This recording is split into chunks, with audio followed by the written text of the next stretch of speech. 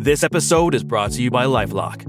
It's tax season, and we're all a bit tired of numbers. But here's one you need to hear. $16.5 billion. That's how much the IRS flagged for possible identity fraud last year. Now here's a good number.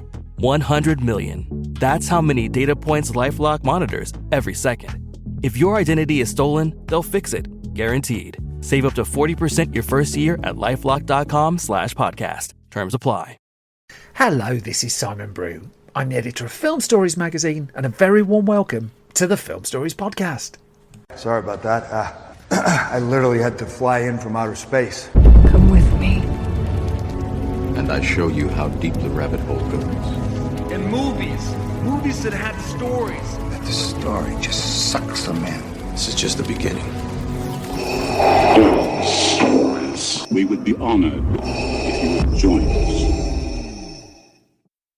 Hello, and a very warm welcome to Film Stories with Simon Brew. I am Simon Brew. As always, that's all you need to know about me. The aim of the podcast, though, well, I'm here, as the title suggests, to talk of the stories of film. And I talk about development stories, production stories, marketing stories, release stories, all those bits and bobs that go to make the films that we know and sometimes love, just that, the films that we know and sometimes love. The movies I choose for this podcast tend to have more of a mainstream leading to them than anything else. They're films I'm interested in or invested in to some degree. Not interested in snark, not really interested in punching down either. I just merely salute the fact it's really hard to make a film, and I like to celebrate the fact that people have gone off and made films and just really explore how they've done it.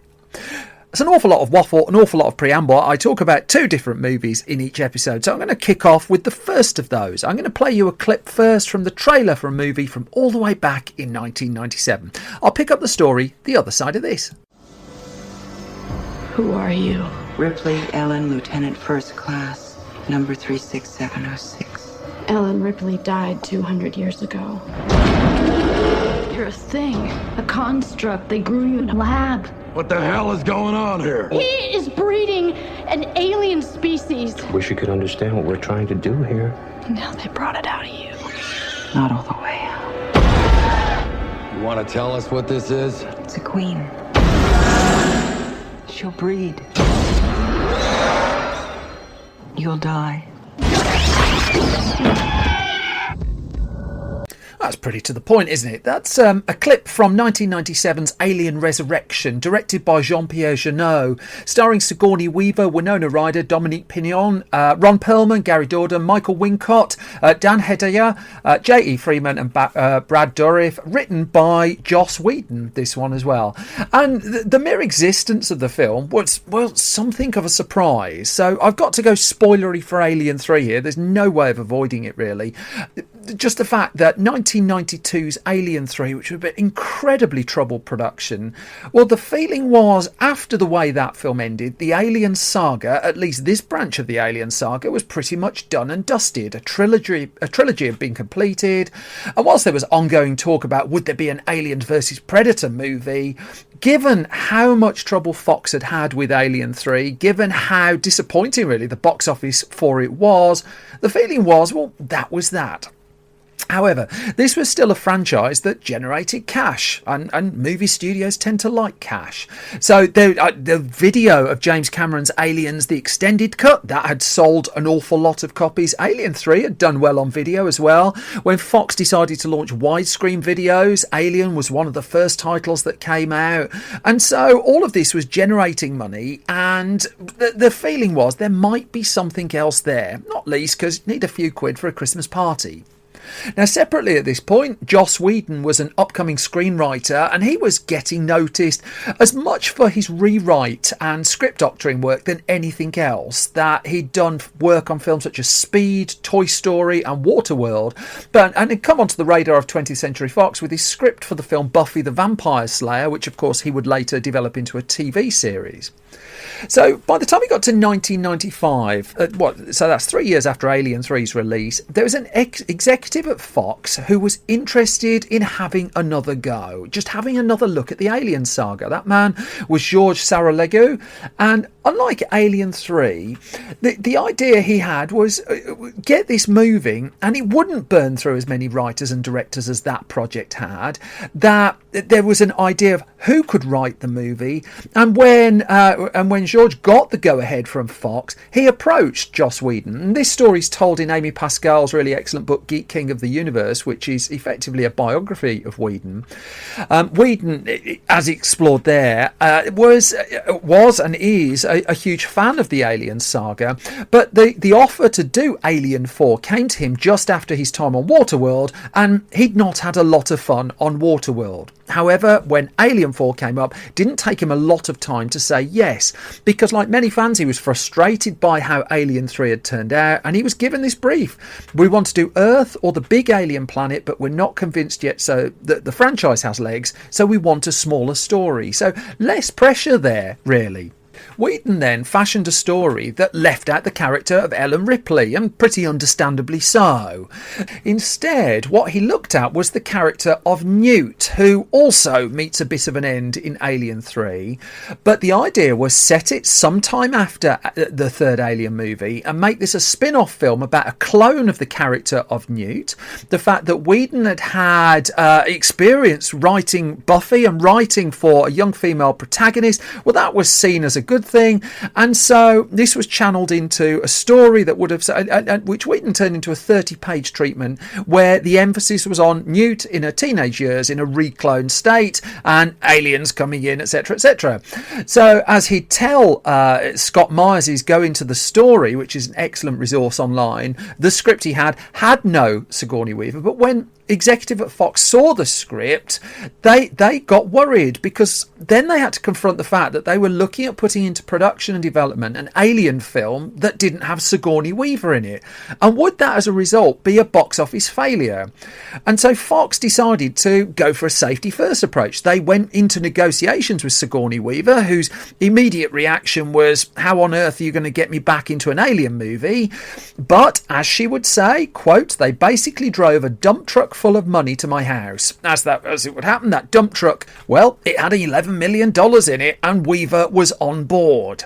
Now, the news that the character Ripley was suddenly back in the story was then relayed back to Joss Whedon, and he wasn't best chuffed as the story goes, but it was back to the drawing board, and he still wanted the gig.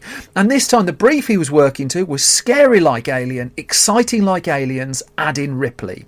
And so the story that would be set 200 years after the events of Alien 3, it would involve a recloned Ripley, and would at that stage have ended up with a ship containing an alien finally heading back to Earth. Now, Whedon had some concerns because the version of Ripley he'd written in his story just wasn't as likeable as the ones before, had an element of alien to her, and he was concerned that the movie star now on board wouldn't particularly go for that. But Weaver liked the direction that it was going. She liked the fact that Ripley now had an element of alien about her. Whedon had also been concerned about basically undermining audience trust, that if you kill a character off and then resurrect them, well, as far it comes to a point there where anything goes, and no one will believe when you watch a film that someone is dead when they appear to be so, which is why he decided he needed to make the resurrection part of Alien Resurrection really, really, really horrible. And the whole film, in the original guise, once Ripley was back in it, would have ended up back on Earth with an eye on a further Alien 5, which would have been the movie that then took place on Earth. So the thing is, as much as Whedon argued the fact that audiences wanted to finally see the alien come down to Earth, the project kept changing. And even though the development period of this one was truncated compared to the movie before, Fox was fluid about where it wanted to spend its money. And as such, even though this was going to be an expensive movie, there were elements about it of which they were relatively frugal, and one of those resulted in the fact that let's not take this to Earth. Whedon disagreed with that. We'll come to the fact that he wrote quite a few endings shortly, but ultimately he wasn't signing the cheques. Now, with a script in place, the search was now on for a director. Now, there was precious little chance that David Fincher was going to be coming back, neither invited nor wanted to be back. So one of the first people sounded out to direct the movie, at a point where the script was in place, was Danny Boyle. And Danny Boyle had broken through off the back of Shallow Grave and Trainspotting, and he, in a book of interviews with Amy Raphael, he describes the fact about how he was a massive Alien fan, always at the first screenings in London's West End. And so when he was sent the script for the fourth one, he was quite shocked, because he knew what had happened in the third one, and he said it was a really interesting story about cloning. At the time, the technology to clone was becoming viable. The script was by Joss Whedon. You could tell he loved Alien like I did, so I agreed to direct and got into pre-production. And by this point, Sigourney Weaver and Winona Ryder were both leading the cast of the film. That what Ryder by this point had been brought on board to co-star. So the movie pressed towards pre-production, but then Danny Boyle had a bit of a moment that he suddenly realised he can't do an Alien film, that he didn't know about CG, he didn't know about puppeteering, and he felt you had to have knowledge of that to be able to go into a project like this. And separately at that point, the script had come through for a film he really wanted to make that he felt he could get at, which was A Life Less Ordinary, and so he dropped out of Alien 4 and went to make that instead. A couple of other directors were sounded out at the time. Peter Jackson had a hit with The Frighteners at this point, was still a long way before Lord of the Rings. Bryan Singer had hit big off the back of The Usual Suspects and was in development on the path really to the X-Men film. But neither of those names really came to fruition. Jackson in particular just didn't really buy into the idea. But one person who did was Jean-Pierre Jeunet, and along with his co-director at the time, Mark Caro, he'd sprung through off the back of Delicatessen and more recently the film The City of Lost Children. Jeunet at this point was looking to make his first film without Mark Caro, which was Amelie, a script he had ready to go and not one to Caro's taste, which was the reason he was going alone on this one. And the screenplay to Alien 4 made its way to him, and he looked at it and just like, well, okay, but raised the same issues that most people had when it came to the existence of another Alien film. Nonetheless, Fox was going to put a significant sum behind this, and the film was clearly going ahead, and he took a couple of meetings and decided, yeah, I'm going to give this a go, and he decided to delay Amelie and went off to Hollywood to make his first American movie. Now, he didn't speak English, he's a native of France, and it's only a few years afterwards really his English got to a position where he could do commentary tracks and stuff like that, and so a lot of his direction would go through a translator on set. But also he took the script and was relatively faithful to it, even though Joss Whedon and he didn't really see eye to eye, that Whedon wasn't keen on the way that Jeunet cast the project, and we'll come to that shortly. But nonetheless, this was now pressing ahead, and a film that had that really had been given the nod by Fox in 1995 was heading towards a shoot in the autumn of 1996. Winona Ryder, she came on board as soon as she was offered the role, and she did so without seeing the finished script, because she just wanted to be in an Alien film, and it still had that gravitas and it still had that pull. Fox too was putting some serious money into this one, going into production and the start of the shoot. This was the Alien film that with the highest production budget to that point. It's going to cost $70 million to make, of which $11 million was going to Sigourney Weaver, but still he was going to put a lot of money on screen. There was a lot of back and forth as well over things like costume and stuff like that. That how does Ripley look now that Ripley is a clone? And Jeunet had ideas of some. Weaver described one of them as looking like a frog suit. Another idea was that the Ripley clone would be dressed like one of the guards on the eventual spaceship, but Weaver didn't really see the point in that, and she suggested something close to a modified straitjacket look, which is actually kind of what you get in the film. Come the autumn of 1996 then, this film was ready to start shooting, and it was going to shoot in Los Angeles for the first time. Every one of the Alien films to that point had been made in the UK, but Weaver was keen to bring this one to America. The trip to the UK and the going backwards and forwards she found quite exhausting for cast and crew. But one thing she did as well is she kept a journal on the set, excerpts of which were published in Premiere magazine in its December 1997 issue. And so I'm going to draw on that a little bit just with the story of the production. So, for instance, she came to the filming of Alien Resurrection straight from a 4-month run on Broadway. The film was, by this point, known as Alien Resurrection.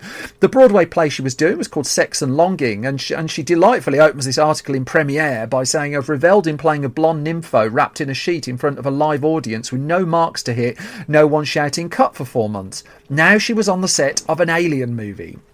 An Alien movie of which 2 sequences were going to cause particular challenges. There was an underwater sequence with the aliens and what we'll call the basketball shot. Let's do the underwater sequence first, because this is one of the most impressive sequences in the film, I'd argue, that involves Sigourney Weaver and Winona Ryder needing to swim 35 feet through a crowded, flooded kitchen set with all sorts of debris and stuff in it. Now, Ryder in her youth had a bad experience with water, so she was already particularly anxious about this one, and Weaver in the Premiere article admits to being a bit claustrophobic, and it would be fair to say neither was really looking forward to this, and it was front-loaded towards the start of the production as well. The practice run-throughs hadn't been going well, and that basically amplified the anxiety, and so after a week or two of practice, really, it came to the point at the start of December when it was time to shoot this particular sequence, and it would be fair to say it turned out to be really quite a tricky moment to get in the can. Just beautifully as well, just to up the difficulty level, the Sigourney Weaver stunt double on Alien Resurrection, Leslie Aletta, had come up with a new way for Ripley to swim that basically accommodated a bit of an alien feel to her swimming stroke, and now Weaver needed to get that as well for a swim she was already struggling really to do in the requisite time she had to do it, and also just the sheer matter of getting enough oxygen in your lungs to be able to pull the shot off. Things didn't go well. So one shot was ruined, for instance, when some lettuce ended up in Sigourney Weaver's face, because when it came to getting the non-practice shot, the actual shot in the can, they'd put all sorts of gubbins in the water because this was supposed to be a kitchen that had flooded. Then they come up with an arrangement whereby they do a cut, the actors could do a cutthroat gesture if they were struggling underwater, and Weaver had to do this at one point and was really impressed at how quickly the team came in just to get her out of the water. When Winona Ryder did it on one occasion, no one came that quickly, that she hadn't been seen, no one clocked her that fast, and so she ended up in a bit of a choking fit, and someone who was already anxious about doing that particular scene, it made it doubly hard. By December the 9th, and again quoting Weaver's diary, she says, "Almost 2 weeks in the tank and it's beginning to look like the Ganges. I wouldn't be surprised to see a dead body floating by. Jean-Pierre informs me that we're going to shoot my close-up today. Ripley waves the others ahead, then watches as an alien grabs a terrified human swimming behind her." And as Weaver says, if it's a close-up, can't I just stick my head in a fishbowl? Jean-Pierre looks puzzled. It takes us a while to work out the irony thing.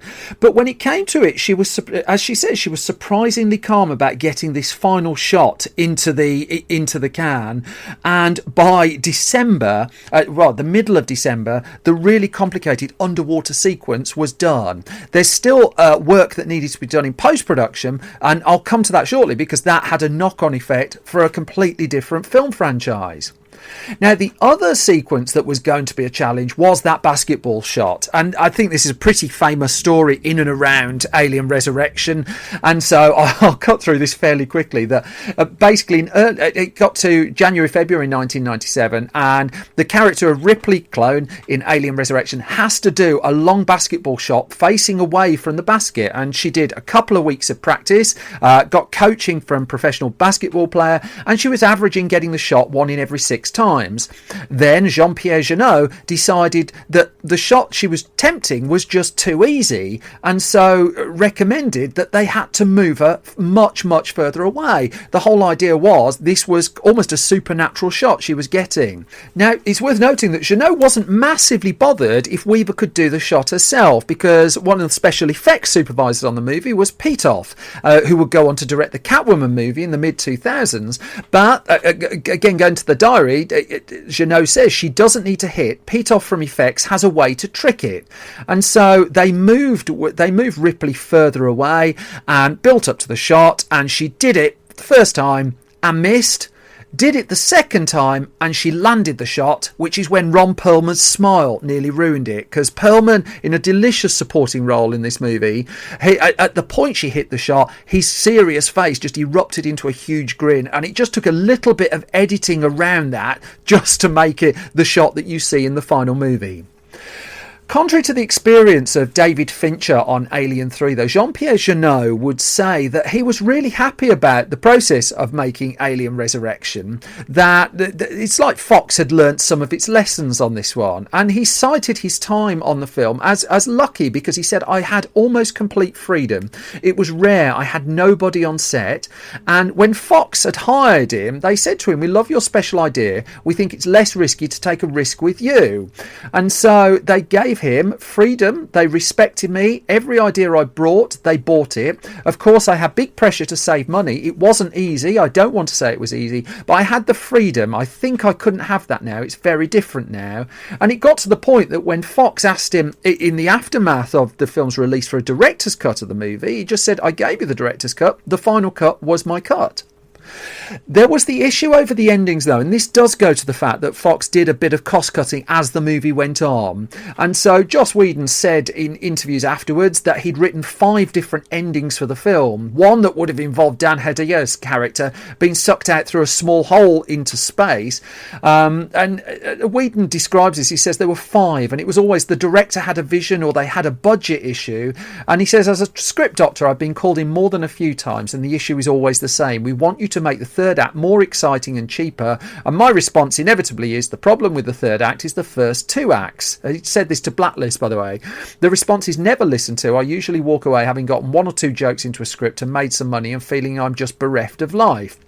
So with Alien Resurrection, the first ending he had was in a forest with a flying threshing machine. The second was in a futuristic junkyard. The third in a maternity ward. The fourth was in a desert.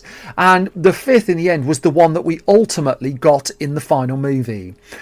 The shoot of this one, as indecision over the ending bubbled up, and the whole idea of it going to Earth had long been abandoned, well, the shoot ran a long way over. And I've seen reports online that suggest it was all wrapped up by February 1997. Looking at that premiere article, Weaver's diary concludes on May the 9th, 1997, some 6 months before release, and then she instantly had to go over to the Cannes Film Festival to promote a film she'd made with Ang Lee the year before called The Ice Storm, and The Ice Storm is great.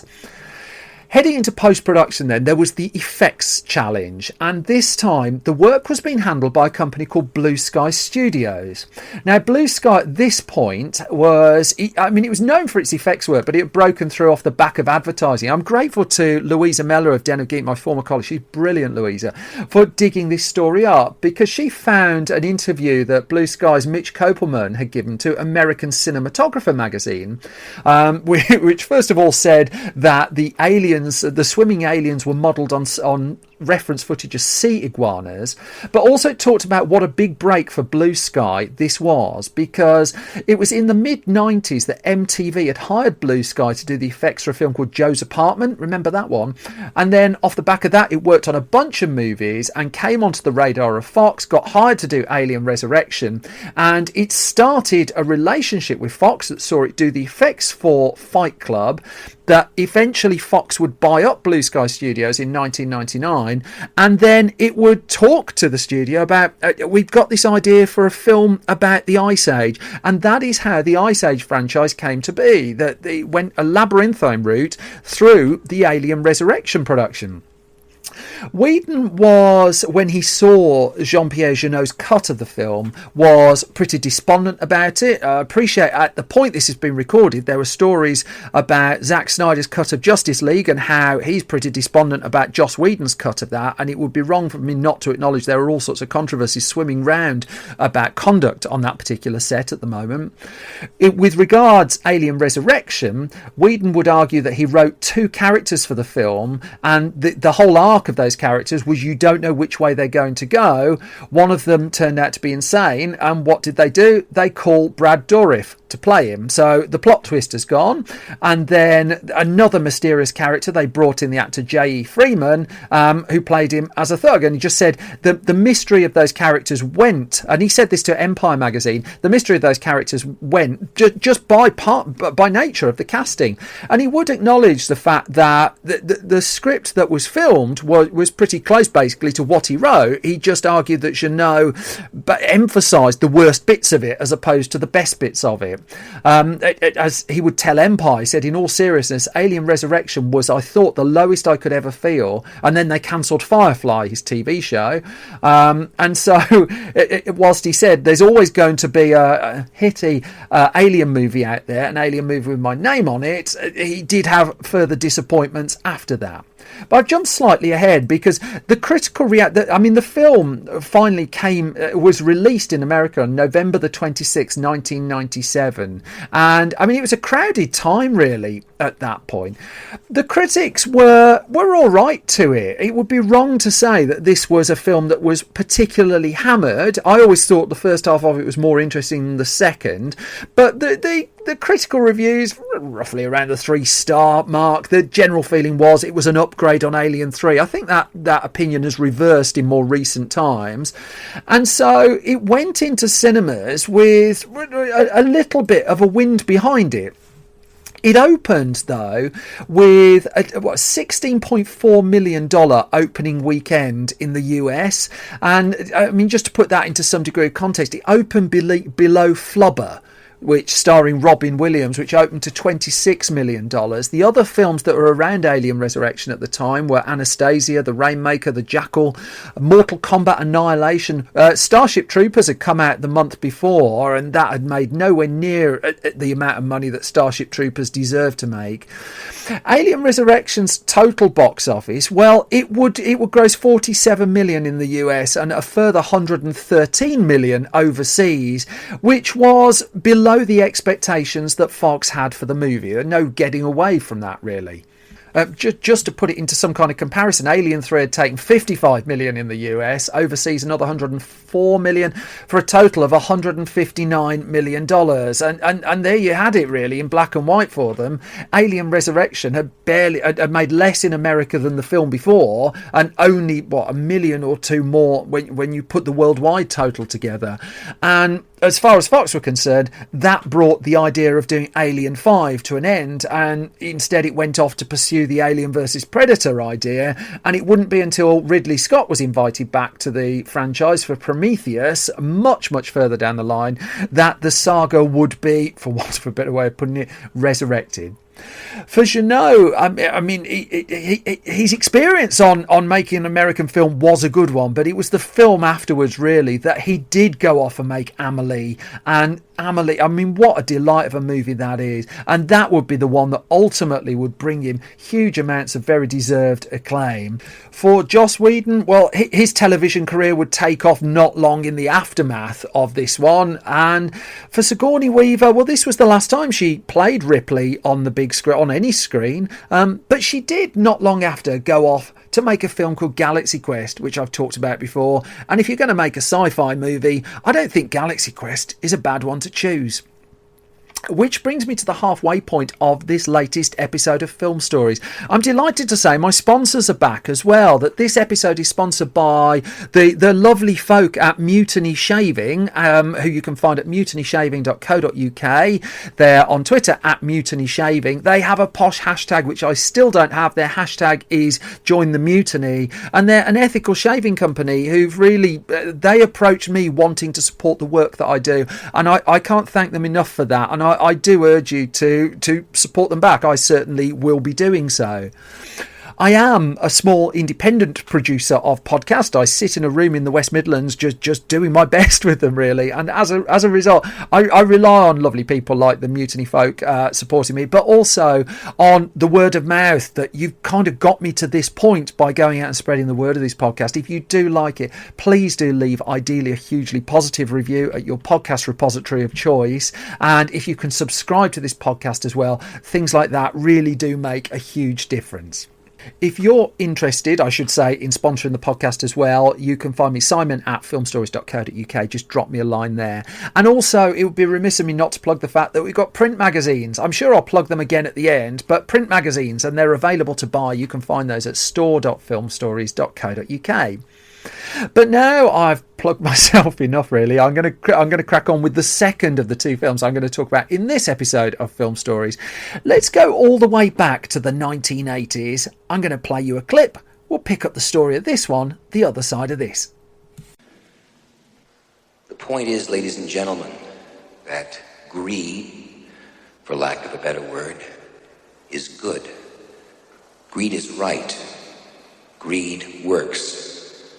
Greed clarifies, cuts through, and captures the essence of the evolutionary spirit. Greed in all of its forms. Greed for life, for money, for love, knowledge, has marked the upward surge of mankind, and greed, you mark my words, will not only save Teldar Paper, but that other malfunctioning corporation called the USA. Thank you very much.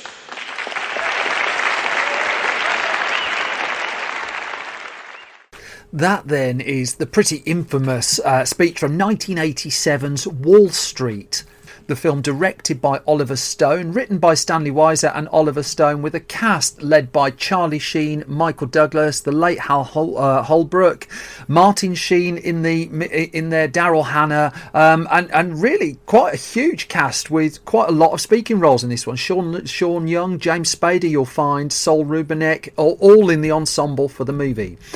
Now, the story of this one, well, in 1986, Oliver Stone was approaching the height of his critical successes. His screenplay for 1978's Midnight Express, that had won him an Oscar, but it was in 1986, really, he released two films that utterly broke through. That there was Salvador, starring James Woods, and Platoon. Now, Salvador would earn him an Oscar nomination for screenplay writing. The same year he got an Oscar nomination for the screenplay for Platoon, but also the same year he won Best Director for that movie, and Platoon would go on to win the Academy Award for Best Picture of the Year as well. This was the point where Oliver Stone really could get as close to doing whichever project he wanted to do. Platoon was, well, it was a box office hit. I mean, it even had a ZX Spectrum game bizarrely written around it. But what did he want to do next? Well, as it happened, he wanted to do something a little bit calmer. That Salvador and Platoon were tricky and taxing films to make. And so he called up an old friend of his by the name of Stanley Weiser, and the pair had met at film school. And at this stage, Stone was drawn towards doing a film about the quiz show scandals on American television in the 1950s. And so initially they had some conversations about doing a film based around that.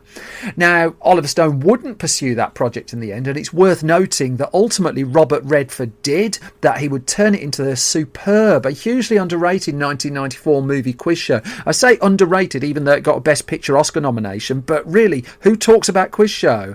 It's well worth seeking out. Rob Morrow, Ray Fiennes and John Turturro leading the cast of that one.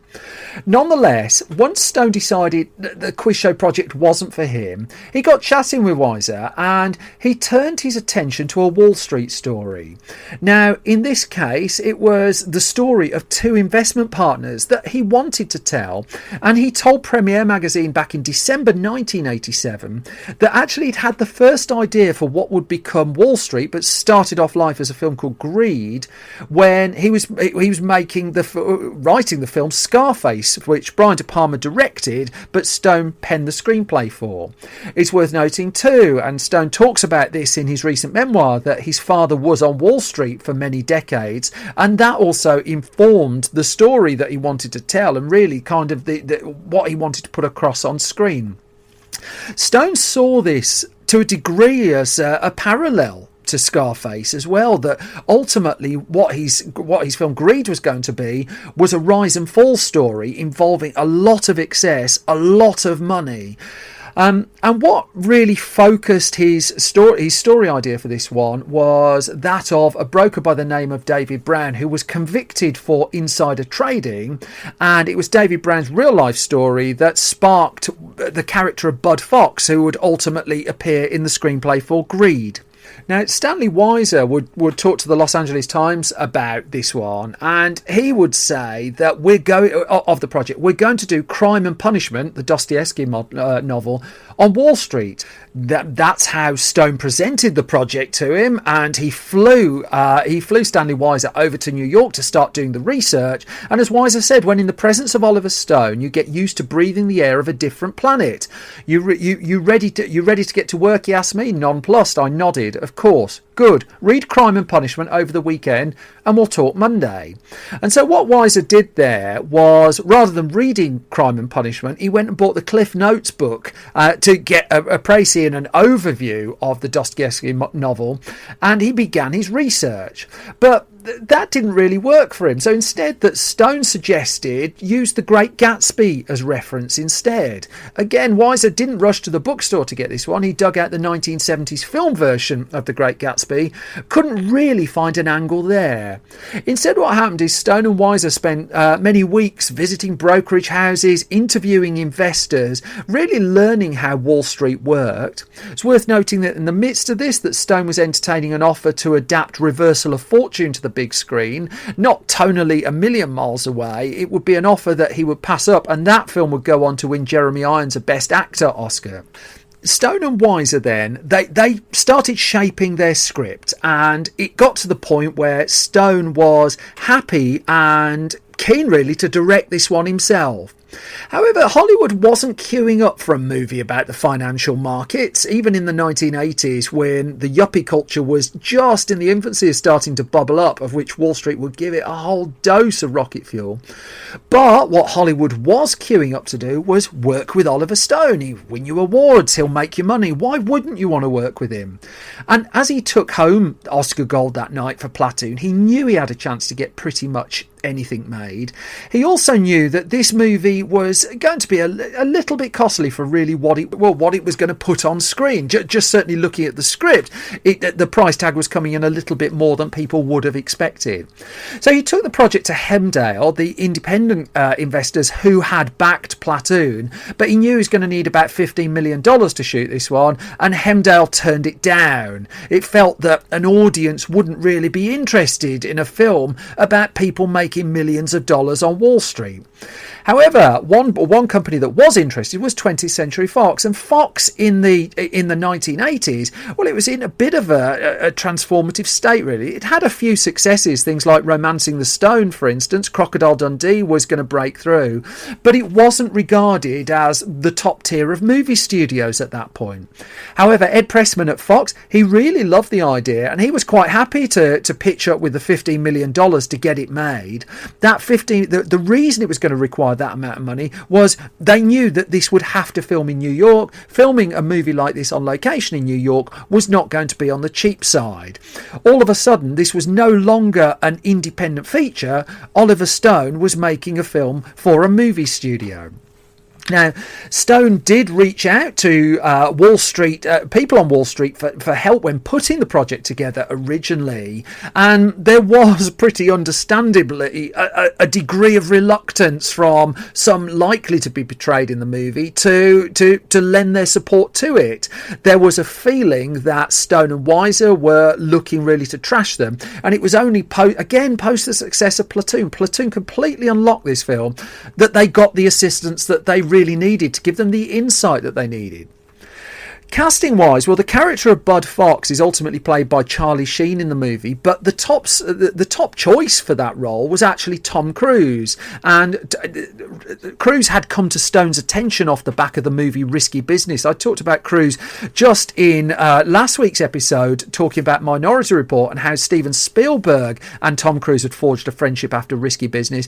In the case of the Wall Street project, Stone and Cruise talked about it, and Cruise was interested interested. The problem was at that point he was committed to making Rain Man, starring opposite Dustin Hoffman, and so he asked Oliver Stone if they would hold Greed until Cruise was available again. Unfortunately, what was happening around that was there was the threat of an actors' strike on the horizon, and so studios were rushing to get their movies into production and made just in case the strike came along and would delay all their films for ages and leave them with a gap in their slate. So the decision was made, well, we're not going to wait around for Tom Cruise. And irony of ironies, of course, Rain Man ended up being delayed when they were hanging around for Dustin Hoffman to make that movie. Don't think anyone ultimately complained in the end. Rain Man went on to win Best Picture, Dustin Hoffman won Oscars, and Tom Cruise got a whole load of acclaim. But with Cruise out of the picture, and Stone again talks about this in his recent memoir, there were other actors in line. Michael J. Fox was considered at one point, Matthew Broderick as well. But ultimately it was a vague offer had gone out to Charlie Sheen, and Stone and Sheen had worked together on Platoon, and he'd seen something. I mean, how prescient is this? Stone had seen something in Charlie Sheen that he felt that he could portray a bad boy, and that wasn't, it's worth noting, that wasn't the image that Charlie Sheen was putting across at that point, but he saw a slightly darker side to the actor, and it's one of those that had Sheen not taken the role in Platoon, would Stone have seen that? Sheen was also only in his early 20s at that point. The character of Bud Fox was a little bit older. We're not quite talking the recent blow up over the age casting in the Netflix production The Dig, but there was still going to require a little bit of aging work on Charlie Sheen. Nonetheless, the decision was made to press ahead with the casting of him. But then there was the role of Gordon Gekko. Now, Gekko was said to be a composite of a fair few different people that Oliver Stone took some influence from. Stone took influence from himself for a start, but also the infamous American corporate takeover person Carl Icahn, Michael Ovitz, who was at this point the big agent in Hollywood as well, and all sorts of relatively high profile people who you would imagine spend their evenings just lounging around on a bed of banknotes. Now, Warren Beatty had expressed some interest in working on the film, but Stone knew if he was going to work with Warren Beatty would take a couple of years to develop and change and ponder and stuff like that. And Stone just wanted to, the opportunity was now to get the movie going. And if they weren't waiting for Tom Cruise, they're not going to wait for Warren Beatty either, because the whole idea was, here's the 15 million, here's the moment, and let's go.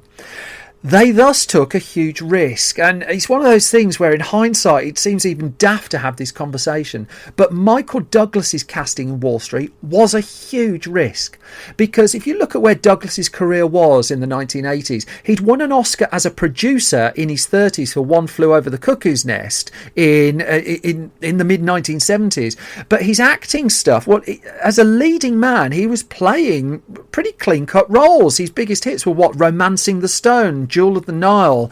He'd appeared in The Star Chamber. I mean, he wasn't really appearing in stuff of the edge that we perhaps know him as today.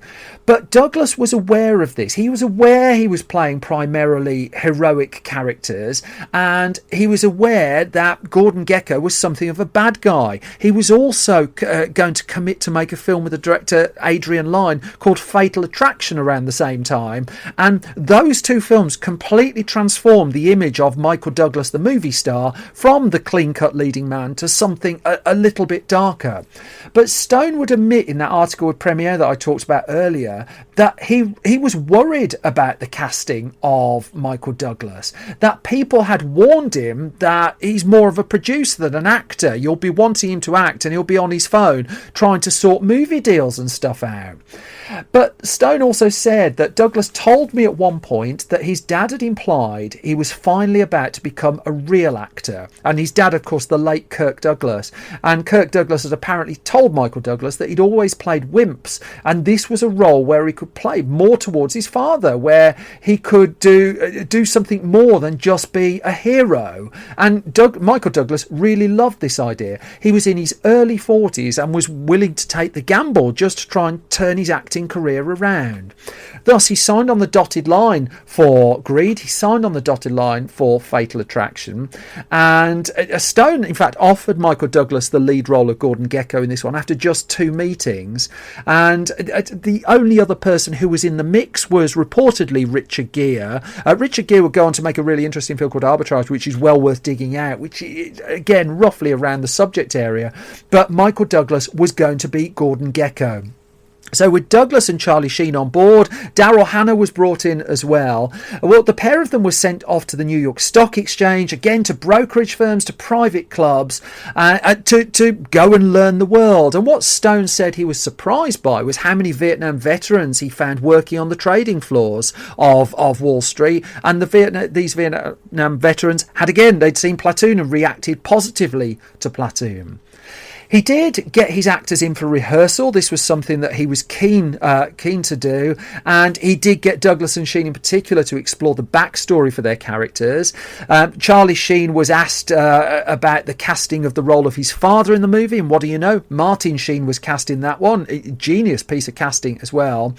But also it's worth noting that Wall Street was, as the film was finally becoming known, was going to be a different kind of taxing production to the one that Stone had made before. Because for a start, this film has 80 different speaking parts in it, and also it was going to shoot in a very difficult location. Filming would begin on the 24th of April 1987, and it would run for nearly 3 months, but they were having to shoot, for authenticity's sake, in New York. And taking Michael Douglas, who, Romancing the Stone had been a huge hit, into a crowded city caused as much disruption as you would expect putting a movie star into the middle of a big city. Some of the Wall Street traders were reportedly said to be quite narked about all the distractions, so that's really sad, isn't it? But quickly, Stone realised as well that with so many people coming up to shake hands and meet them and seeing the big movie production going on, well, he had to come up with something to distract people and buy room for his actors to make the film. And so what he did is he hired 200 extras basically to fill the streets.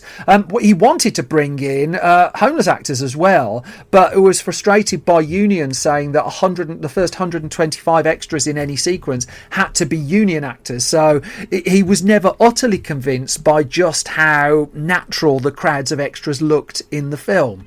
One person too who wasn't massively convinced at first was Michael Douglas himself, that he was nervous about this one and struggled with it. And it didn't help really that on the first day of shooting, Stone gave him 3 pages of Gordon Gekko monologue to get through. On the second day of shooting, he had a handheld camera put in his face inches from his eyeballs, and this whole way of working was new to Douglas, and he had to battle with it to get through, to get familiar, to find his performance and his tempo. He'd already worked with a speech instructor to get the control of his breathing so that he could accommodate the fast pace of the movie's dialogue. But by about 2-3 days, he'd finally hit his stride with the role. Daryl Hannah too, she was said to have struggled a little bit with this one, primarily because she didn't like the character she was playing, and she told Stone, and this came out in the premiere piece as well, that she was scared by the role. And well, Oliver Stone had something to say about that, and Stone would say, I was tough with her. I beat her up in a metaphoric sense, and in the early stages I'm sure she wanted to quit. I think I made her cry a few times. Sounds like a delightful set, this one. Stone would say he was open to spontaneity and surprise, and he would rewrite quite a lot of the dialogue extensively on the spot. He wanted to use the camera in this one in a predatorial sense, which is why the camera isn't very static in the movie. But in just under 3 months, after 53 days of shooting, one less than Platoon, he got the film in the can. He'd done it a week ahead of schedule. He'd done it $2 million under budget. And he'd done this by adapting to conditions, really, and just keeping going. As such, I mean, if it was raining and the scene that he was going to shoot that particular day didn't involve rain, he just changed. He just went ahead and shot a scene that involved rain instead. He wouldn't do multiple takes either. He'd do 6 or 7 maximum and then move on. And as the film wrapped and headed towards release, he was pretty sanguine about it. He told Premiere magazine that I'm ready to take a fall. I'm not expecting the same critical praise or the same box office that I got for Platoon. And truthfully, prior to release, the film Wall Street was not expected to do well. That outside of big cities, that there wasn't an awful lot of interest in it. And as the Los Angeles Times reported, too much reality was the studio worry with this one. That the film was going to be released just after the stock market crash of 1987, and quote, the fear was that moviegoers wouldn't want to revisit high finance skullduggery right after their own portfolios were wiped out. The film was released in America first, December the 11th, 1987, and the reviews were generally strong again. Not quite up to the standard of Salvador and Platoons. Michael Douglas, Charlie Sheen in particular got strong reviews though. Daryl Hannah a lot less so. But the film overall, well, it was pretty much got thumbs up across the board. It would also attract the interest of the Academy Awards, although not to the level that Platoon certainly had.